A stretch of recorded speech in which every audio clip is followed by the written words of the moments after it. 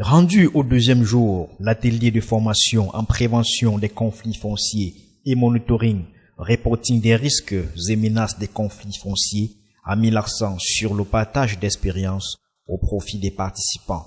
La cible principale de Précofat, entendez projet de prévention des conflits fonciers et accès à la terre sécurisée pour les jeunes et les femmes, est également cet objectif-là de renforcer les capacités des acteurs pour qu'ils aident les jeunes non seulement à éviter les conflits, mais pour qu'ils leur facilitent aussi la sécurisation et finalement l'accès à la terre. Donc, quand vous voyez les chefs traditionnels sont là, on ne peut pas s'en passer des chefs traditionnels.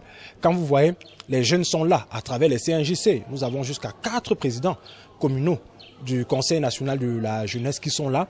Donc, ce sont des jeunes qui sont mobilisateurs, ce sont des leaders. On a également des femmes qui sont leaders d'associations féminines.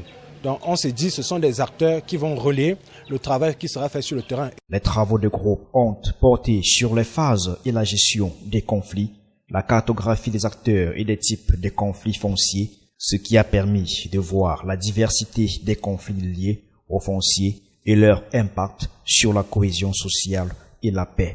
Bon, là-dedans, ce que nous pouvons retenir, en fait, c'est que il y a beaucoup de choses que nous ignorons, surtout en termes de procédures, que nous ignorons, en termes de texte aussi.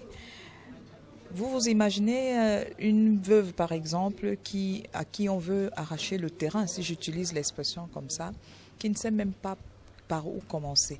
Alors, là-dedans, nous sommes en train d'apprendre que pour résoudre un conflit familial, par exemple, il faut commencer déjà par interpeller la famille. Ce matin, nous avons travaillé sur la résolution des conflits fonciers. Nous avons appris énormément, surtout avec l'exposé de l'imam qui était là. Il a fait un très bel exposé qui nous a beaucoup enrichi. Beaucoup enrichi, pourquoi? Parce que là, on a pu identifier les acteurs principaux dans un conflit. Quels sont les acteurs? Quelles peuvent être les causes d'un conflit?